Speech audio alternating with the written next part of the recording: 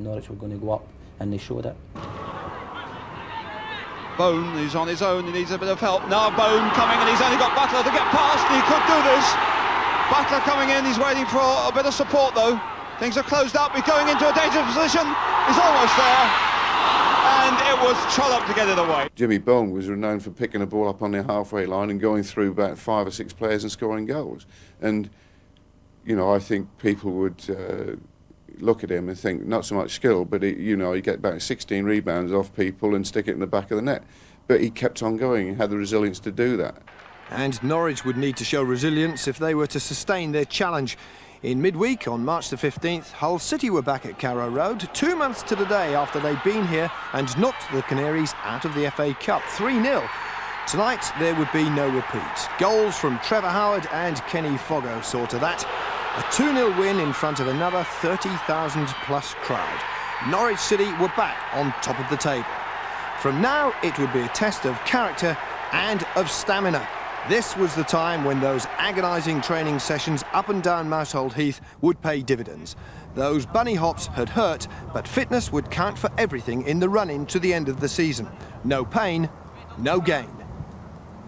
We'd run probably a long distance run to start with, and we'd think, well, that's it, you know, we're going back now. Then he'd take us to another hill, we'd hop up that hill, run down, hop up on the other leg, run down, hop on both legs, and then they had a sand hill there which you had to run up in between doing these things. In all fairness, I mean, that was one of the reasons that we did get promotion, because we weren't the greatest talented team, although we did have a lot of talent. But our fitness was far superior to anybody else in the league. And I remember playing against Stoke one year, and they said, well, we can't play against this because you keep on running. And that was, you know, Ron said to me, he said, you'll be a decent player when you get fit. I said, I am fit. He said, not my fitness. So, Mousehole used to terrify me. You know, Mousehold Heath, we used to have to run up and down there carrying weights and different stuff. You know, and it was a real culture shock when I went down from Scotland. You know, I'd worked with Dave McParland, a part of Thistle, and every day we'd go out and we'd do these ball exercises, and they tried to improve your knowledge and your touch on the ball, and then all of a sudden you went down here and this Sergeant Major type was standing there and making you run up and down hills and doing bunny hops up and down hills, and you were very fit, but you had to be the way you wanted the game played. But it was successful. If we weren't going very well, if the team weren't playing very well, he'd take us up there in the morning, and sometimes he would say after the training in the morning, don't have too much for lunch because we're coming up here again in the afternoon. When we played against side, we just ran them off the park. I can remember centre forwards and strikers saying to us, stand still for God's sake, you know, we're shattered, we can't keep with you. As soon as the ball was in the keeper's hands, we'd make the halfway line as quickly as possible, with Duncan, you know, pushing everybody forward, and the keeper delivering the ball. They just couldn't stay with it. It was a general wearing down of the opposition, wearing down their resolve, and then we took control of the game. You mentioned Mousehold earlier, and I mean, just the mention of that word sends my legs a little bit. And jelly, especially the sand part at the end, it was quite strenuous. I even gave up golf after that just because I was afraid of bunkers. What's your attitude to discipline and to training generally for players? Well, players like to know what they're supposed to do and what they're not supposed to do. They like someone to show them and to help them. And I think that it's as simple as that, you know. My job was to show them what was wanted and what wasn't wanted. And, well, being all honest people, this is what they wanted, and we've had no problem. Was that your attitude when you were a player? You like somebody to show you and be tough with you? I didn't say be tough, I didn't show me. Yeah, certainly. You know, a player always wants to know what the manager wants. And then if you know what he wants, then you've got a chance. If you're not sure what he wants, then you've got a real problem. But don't you consider yourself a tough man? No, tough manager? No, I'm a gentleman. We couldn't argue with the training, because at the end of the day we were up the top right from the start that season. We were always up in the top 6 to start. So, and everything was going well. So the training took its own course. But also he used to give us some pills. I don't know if anybody's mentioned this. We used to get a yeast spike tablet, then we used to get 2 wheat jams, and also the big one was like a Contact 900. and would you believe it was green and yellow? And we used to take these tablets all together, and once a week, and every Friday, George Lee, the trainer, used to bring them up to Trouse, and we used to take them. And of course, we were doing well, so everybody said, well, where's the tablets, George? You got them, yeah? And then when they go home, till George Lee had come down the ground and got these tablets before they left on a Friday. And I'm not saying that was, that was behind it all, but it was just, once again, it was Saunders' a little psychology. Psychology, pep pills, fitness, everything came into play as Norwich prepared for the run-in. Next up, Blackpool at Carrow Road. And Hatton really scything through there. And the flag goes up again. And on the spot, a penalty within the first minute and a half of this game. And Burridge, the goalkeeper, complaining bitterly. Well, what a sensational start. 1 minute and 30 seconds of the game gone. Blackpool, a half-hearted protest. Mickey Burns there is getting a little bit too involved. And Sotheby, number 4, 2 teachers who perhaps ought to know better in this circumstance. But a first-class opportunity and a real test for Burridge here before he's even got warmed up. And the pressure on Padden now. Can he give his side a really exciting start? And the wind, you can tell there, blowing very, very strongly. Just that little bit extra attention to put on Graham Padden. No trouble. And that surely must take a tremendous amount of pressure off this Norwich City side. Just the sort of thing they want. In the last few games, they've put a lot of pressure on sides, but they haven't been able to get that early breakthrough. But now, from Graham Padden's spot kick, just over 2 minutes on the clock, they're 1-0 in the lead. Dyson, the man on the edge of the goal area here. Up goes Dyson and Stringer. Kevin Keelan coming to it from Suddick's header.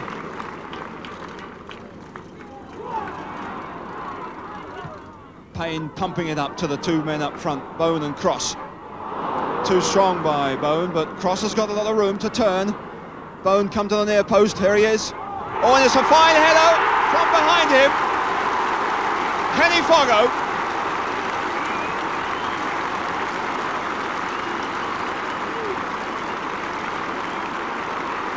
So, number 2, and the cross from David Cross, taken almost by Jim Bone. Round of applause there from not only the crowd, but Ken Foggo for David Cross for getting that one over. Jim Bone went to it, took a lot of the defenders, including the goalkeeper, with him, and Kenny Foggo was there to pick it up just behind him.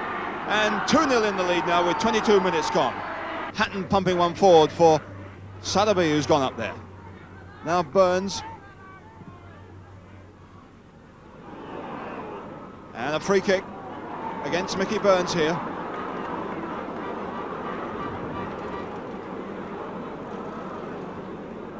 Looked like a fair 50-50 ball there, but the referee right on the spot gives it to Norwich City, and I don't expect many of the fans here complaining too much. A little bit dangerous there, and there's a good bit of play. And did he rob him? He's given it. Mickey Burns, a quick bit of thought. And indecisive play there between the Norwich goalkeeper and David Stringer allows Mickey Burns to nip in. And the Blackpool leading scorer gets them back into the game.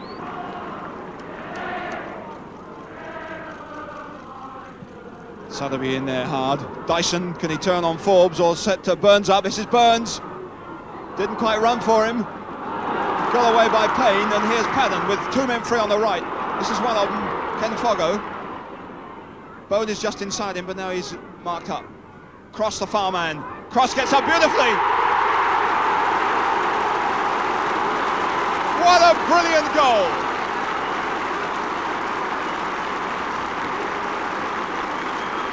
And what a beautiful cross, as Graham Padden indicates to Ken Foggo.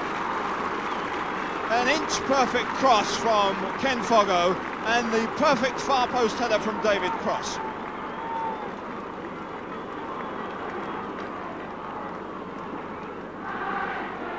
Straight out of defence.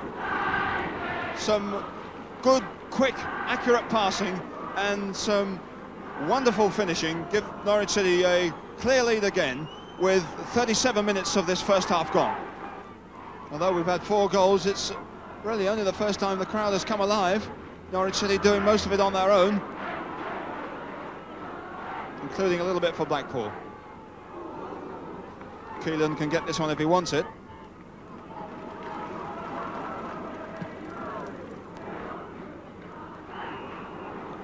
And the free kick given against Lynn James.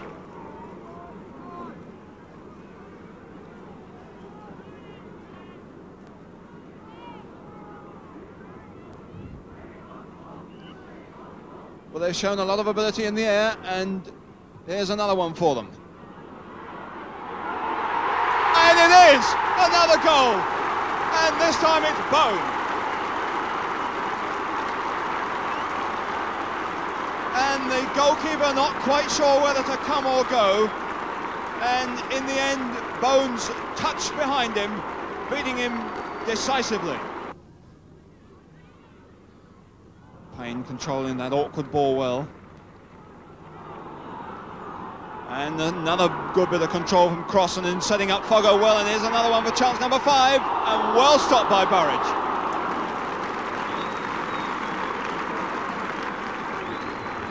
But Cross was at the back of that one with some good control. Now Padden.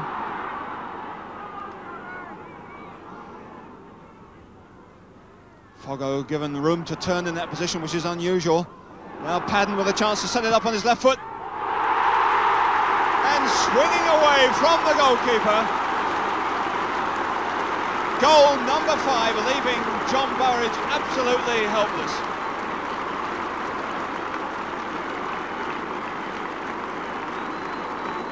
So Norwich City break new ground. They get 5 goals, certainly for the first time this season, and easily their best win of the season if this is the way the scoreline stays. It certainly was, and it meant the Division 2 table now looks like this. Norwich and Millwall locked together on 46 points from 34 games, just 8 to play, with Birmingham coming up quickly in 3rd place. The hectic Easter holiday brought 4 points from 3 games in just 4 days.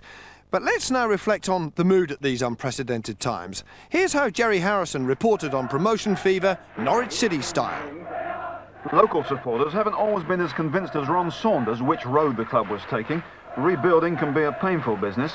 Just over 2 years ago, after a depressing cup defeat by Wrexham, the gate here was 7,700, the lowest for 12 years.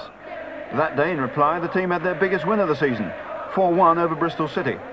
All the players are quick to acknowledge the support the Barclays stand gives them. But this season, they were top of the table and into October, before the gates topped the 20,000 mark. It was the League Cup and Chelsea which produced the first 30,000 crowd. But by the end, crowd packing was part of the routine here, and against Bristol City, ironically enough, 35,076, the biggest league gate for 13 years. Way out west in the wilds of Anfield, Goodison and Old Trafford, they shout first and ask questions afterwards. Here it's different. Doug Livermore was the only one who'd experienced consistently large English gates. What did he think of the crowd here compared with Liverpool? Well, I thought when I first came down here it was very much different to Liverpool because, well, Liverpool, as you know, are a very successful side and they had big crowds. And whereas I came down here and we were getting 14 and 15,000, and instead of cheering it was a lot of clapping, like, you know. But whereas when this season we played Chelsea and the atmosphere was electric, everybody was excited and they were all cheering, they were really going at it. The gates were, well, superb. When you come out that tunnel and you looked up at the south stand and you saw all these people there, and as you come out the tunnel then, the roar went up, and then you had River End and all these people there, the Barclay, and I think, well, nowadays everybody sits down, but for real atmosphere, you would have to say people have to stand up. Well, there were plenty standing as the season reached a climax at Carrow Road. City would finish the campaign with 2 away games, so it was vital to take maximum points from their last 2 home matches. With Cross, in comes Forbes. And Howard. Away by Clements, taking no chances and conceding the corner. But again, more injuries in there. This time David Stringer and the other number 4, Colin Prophet. Stringer to take his position for this 8th corner of the game, and Prophet, who's done such good deeds at the back for Sheffield Wednesday, to go back and cover him. Bone is on the goal line. It's a good one from Forbes. Duncan Forbes, his first goal of the season and the big breakthrough.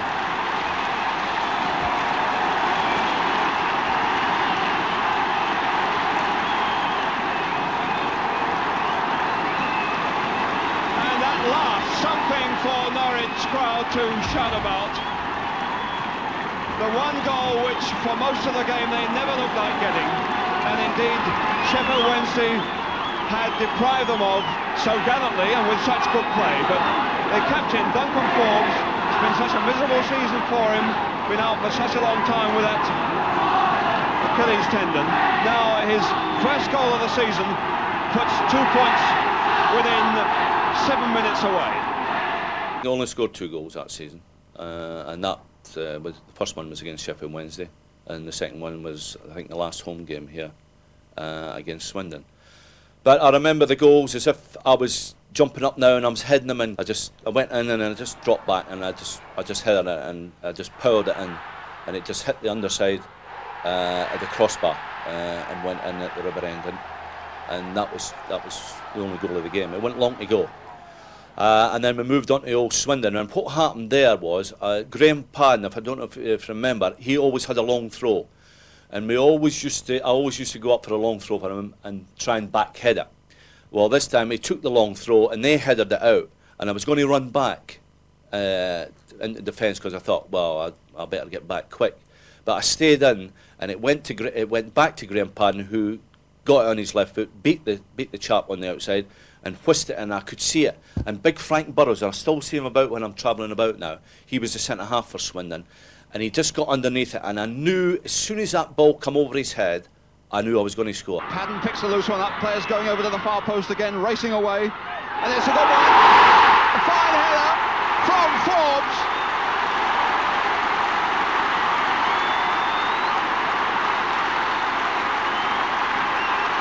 Duncan Forbes, he changed direction very fast there. He was first of all on one side of the penalty area, then as the play was switched for Padden's cross to come across from the left-hand side, he backed away and was in an isolated position to give Norwich City an ideal lead just before half-time. And what a vital breakthrough with 4 minutes to go before the break.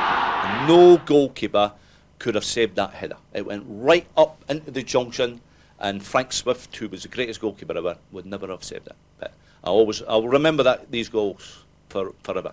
And unfortunately for us, we kept a clean sheet, so we won both games.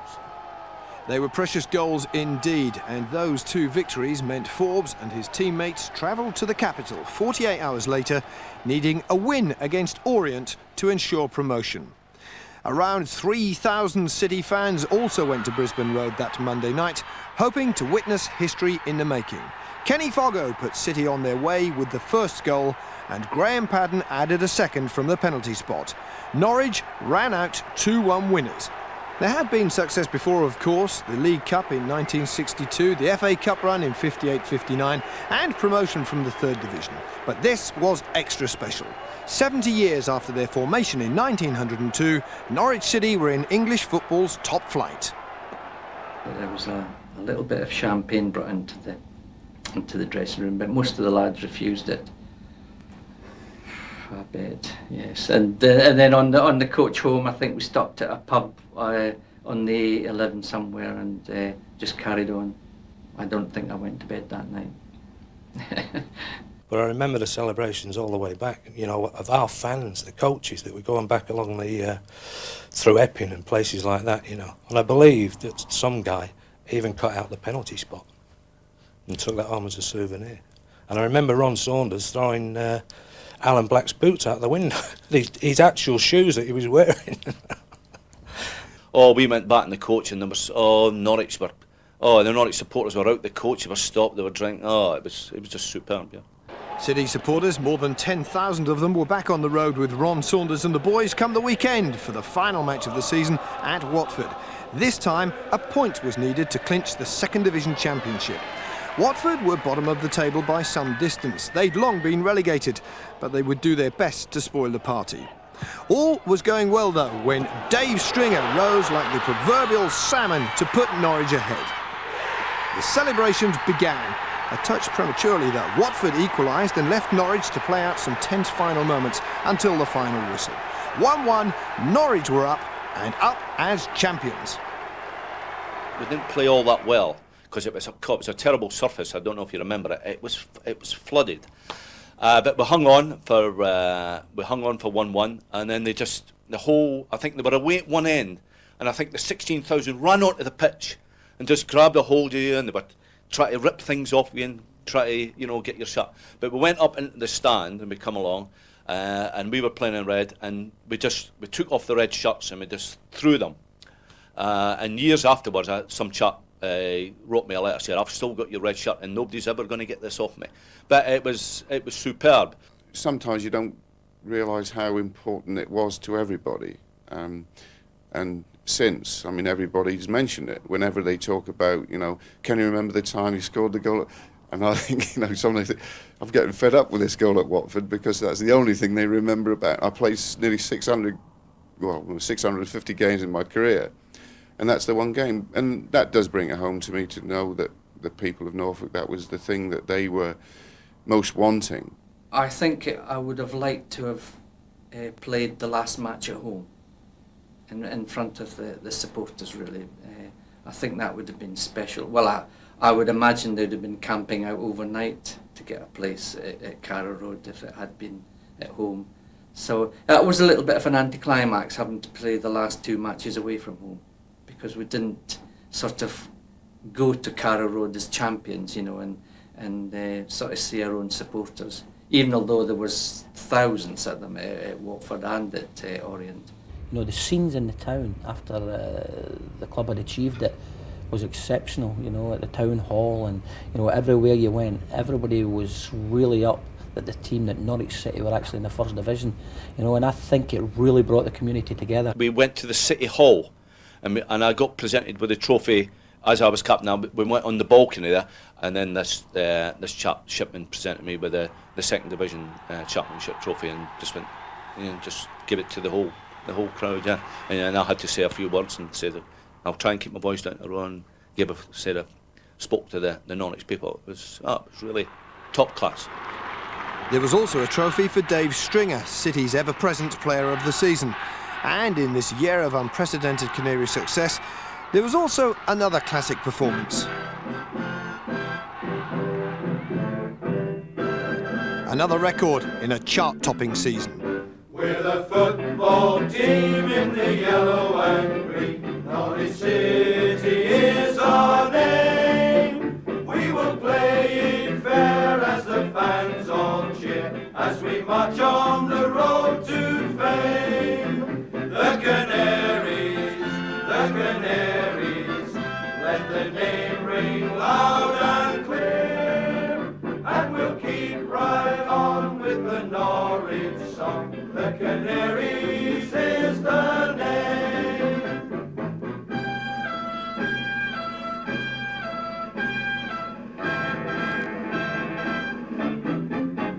Here at Carrow Road we are in the mood. We will never admit defeat. How we love to hear when the fans all cheer, as we march on to victory. The Canaries, let the name ring loud and clear, and we'll keep right on with the Norwich song. The Canaries is the name. Kevin Keelan in goal was exceptional keeper. Clive Payne, Duncan Forbes, Dave Stringer, Alan Black, Jeff Butler, Terry Anderson, Maxie Briggs, Graham Padden, Kenny Foggo, Peter Sylvester, Trevor Howard, David Cross, Jim Bone. We had a tremendous team spirit. Now the future and the First Division.